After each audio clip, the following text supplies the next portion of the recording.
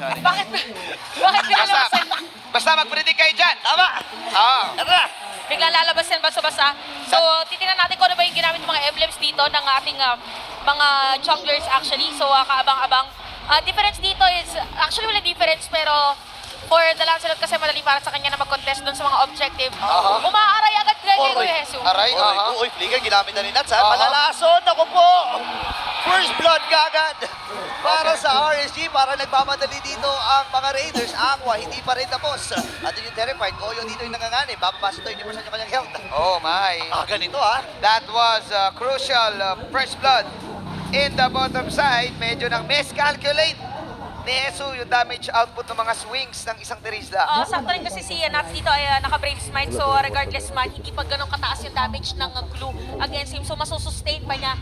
And compared dun sa skill, tatlo kasi yung mabibitaw ng execution strike. Ay. Kaya inilaban na rin niya. Yung glue kasi isang hampas lang yun. Oo. Isang hampas, tas putok yung Yung glue, slam sa glue parang- bubble. Oo, yung bubbles.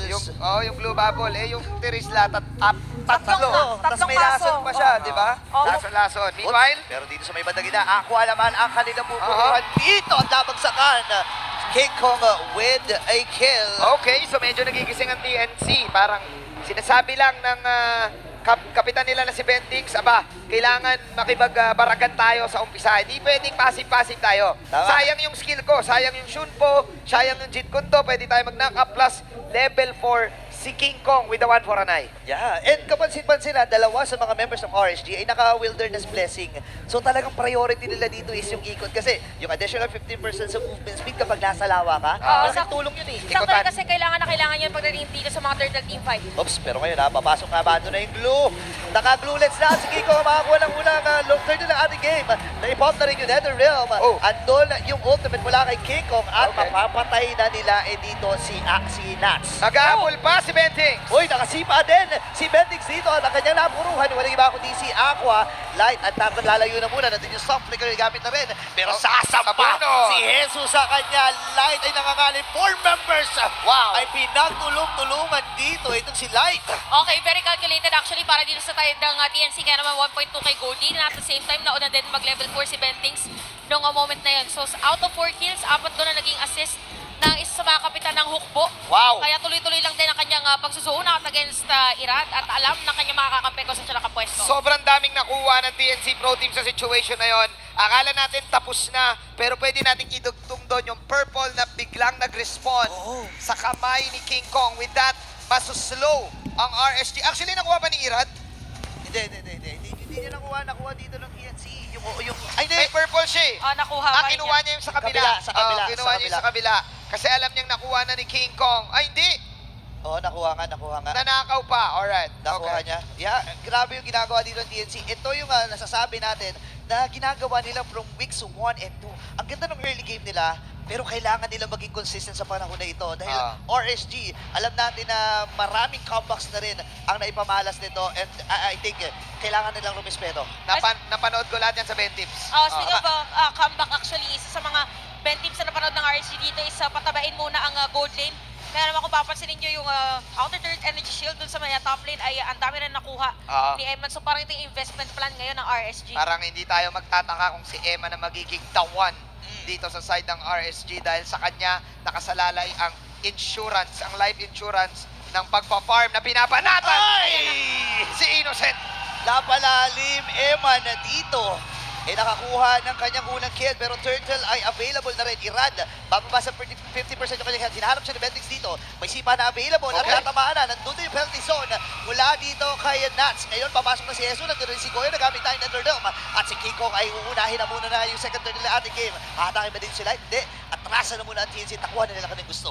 Crucial pick-off para sa side ng RSG plus may tower pa sa top lane na outplay ni Nats si Bentings. At saka nung moment nila yung ginamit sana ni Goyo Netherrealm niya, pero sakto naman nung hindi na naka-Spectre state at saka na-kill dito si Benting. So it could have been a different call for TNC pero medyo napalalim din kasi yung sipa during that moment. So these are the little things kaya naman na 68 ng lamang ngayon ng RSG.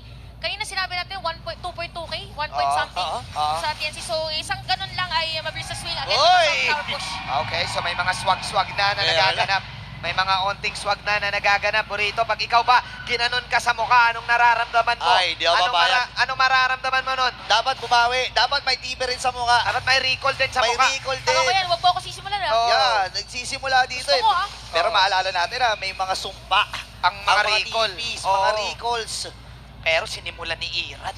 Wala eh. Sinimulan Sa- ni Irad. Sa sobrang nagkaroon ng factor yung pagtitipi-tipi guys, huwag nyo kakalimutan na naging parte siya ng keys to victory ng isang araw. Oo, Oo, ang kahapon, pagre-recall. kahapon. Ang Oo. pagre-recall. Oops. Pero si ako dito atake. Goyo. This- Ilalayo. This time wala mo ng tipihan pero merong ambahan. Mhm. Mid-game na tayo, papunta na tayo ng mid-game na to the point, lalaban na ang bawat teams na to kasi nga may mga items na sila for sure, mga level, mga 1 item, plus yung mga levels nila to the point na yung mga ultimates and yung mga skills ang tataasan ng damage output, kaya na nilang lumaban ng team fight 5-on-5. Yup, So yung mga recallan na yan, pwedeng bait Pwede. na lang. Oo, pwedeng yun yung panggigil mo pag nagkataon. Pero ang maganda dito para sa TNC, lagi na naoorasan kung saan dadating si Irad sa kanyang mga buff. Although, delikadong ginagawa dito ni Jesus, pwede nga maging bait din Oh! para sa kanila. Hindi ka na. Hindi ka pa. Munti ka niya pa makuha. Pero swag moves lang para kay Irad. Irad Mechanics ang ating nakikita ngayon. Ang kanyang Lancelot na nag-debut nung playoffs. We shall see as Bentings. Oops. Kukuha lang ng mga vision. Turtle ang laban natin this time. Walang recalls for both of the teams. Turtle at Apple. Pero sayawan ang ating makikita nandun. Yung Minawan's Fury na gamit na rin natin ulit. At si Irad ang makako ng ikatlong turn na ating game. Babagsak yung ultimate Kiko dito ngayon. Eto na yung Irad Mechanics ko. Yung mapapaflicker din. Aqua, hahabol sana. Pero si Kiko ang kanila magiging puntira. Hindi. Atras na muna at mag-flow na muna doon sa mid-top na. Ngayon naman makikita natin para sa side ng TNC, maganda sana yung setup play nila, even the Netherrealm. Pero ang nagiging crucial dito is wala silang pang burst down. Oo. Kasi nakasipa si Kuya Bentings eh. Oo. Pero yung nasipa, hindi na na-secure. As compared to RSG, meron pa silang damage dito doon sa mga pokes ni Aqua. So ang tatandaan natin in terms of positioning din ng marksman, mas crucial yung magiging position dito ni Evan kasi meron single target scale dito si Bentings. While as for RSG, kailangan maging maganda yung penalty zone ni Nats bago makuha si Kuya Innocent. Kailangan makapag-sync ang TNC. Ang problem lang din siguro, meron silang paramis ult na ninanakaw lang din ni Aqua. Oo. Tapos dinelay. Oo, dinidelay. So, may onting pang-psycho din ang RSG. With all of those things na nangyari, 1.7k na, lumipat na sa Raiders ang kalamangan. May mid-lane, may mid-game dilemma ang TNC. Yun yung Oo. ating napapansin eh. Parang ito na yung nagiging trend eh. Para sa kanila na kailangan nilang basagin. Pero si Light, sino ang kanyang unang babasagin dito? Pero nag-split-split na. Itong si Hesu. Lalapit nga ba dito ang kupunan? Pero sumanib si Hesu dito. Andon yung Minawan's Fury. Dito po ang Okay. ni Light. Habang sila sa pumasok na rin, nagamit ng Netherrealm. Ito na yung pagpasok ng kupunan ng RSG. RSG, nagre-raid na nga talaga. Papasok na rin. Itong si Ira, dinahabol na si Innocent. Pero doon yung Todd. Makakatakas nga ba siya? Nandun yung slam ngayon. Hahabulin ba ni Aqua itong si Bentings? Marami pa sila mga kids dito. Pero again, Wow. makita natin yung disiplina magkabilang kupunan. Oh, no kills for that team fight. But that's a 4-on-5 fight. Dahil si Eman ay nagpupush lang sa mid lane. It was the mid tower na mas pinuntirya ng RSG. Kaya mas umangat pa ang gold nila. Dahil din siya may expose na rin kung saan nakapwesto yung, or mas madali na mapupuntahan yung purple buff and even orange buff dito ni King Kong. And we really have to take note na yung team fight na yun ay hindi pa nagamit ni Aqua yung IMU niya. Pero for TNC, lahat ng mga greens ay napindot. Doon pa lang makikita na natin. Sobrang layo kasi ni Kiko. Ngayon si Bentings ay makakasipa na. Oh! Signal lang para sa RSG. Sakto yung penalty zone ngayon. Unti-unti bumabok sa mga members dito ng TNC. Ang Phoenix Army ay talagang nire-raid na dito ng RSG. Even under the turret, pumapasok na ang kanilang kumunan. Habang double kill na kay Eman, tatlo ang babagsak. At ang kumunan ng RSG ang makakalabang sa sequence na yun. Penal 3 zone.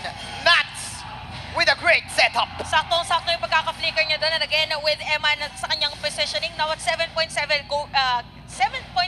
gold para sa ating game and even Irad. So parang more on objective taking talaga ang kanilang gustong gawin para hindi makahabol. And look at the alay Roy po. Grabe yung mga sipa. Umaapoy! Oh my God! Naramdaman ko yung init ng mga bola. Bumabakat eh. Bumabakat, may pagbakat, boss. Aray ko, bes. Pag tumama sa may brand. Branded. Branded yung sipa, pero si Light ata ang mapipili dito. Ngayon mapapaflicker din. Minowan's Fury, inabutan si Jesus dito. Nandun yung stop.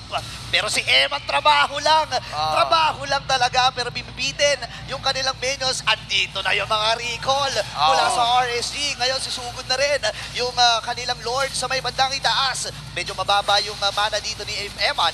Let's see kung gugo nga ba sila dito, pero ipipiliin ng TNC na dumipensa na nga lang muna instead na makipagsabayan. Pero ngayon, dito na naman yung magdepensa. Eman talaga! Oh my. Tori lang ang kalaban. Masakit na yung mga bola ni Kuya Eman din. Masakit na yung mga Sakit. mga burning balls of fire. Yun, oh. Oo, masakit na. Again, with the Mecha Legs na passive dito ng Brunette, same time 4-0-2 para dito kay Eman. And see the difference, 6.7k para dito kay Innocent at 9.3k naman para dito kay Eman. And even yung retribution ng mga junglers ay medyo malaki ng discrepancy because level 12 si King Kong. Your legs. Okay! Pumasok si Jesus dito Nagamit na yung Netherlerm. Mula dito kay Aqua. Ngayon si Bentix nasa likod. Sino kanya magiging puntira? Laling si Jesus dito. Habang sasalit na rin siya. At si Irad! Si Irad! Pigilan nyo si Irad! Bumibase lock lang si Irad! Kaya ba? Dito kay lalapit din. Yung May retribution na ginagamit na kanya ngayon. Si Irad! Ang tatapos ng unang laban. RSG next game. Number 1. This winning moment is brought to you by our official sponsor, FWD Life Insurance.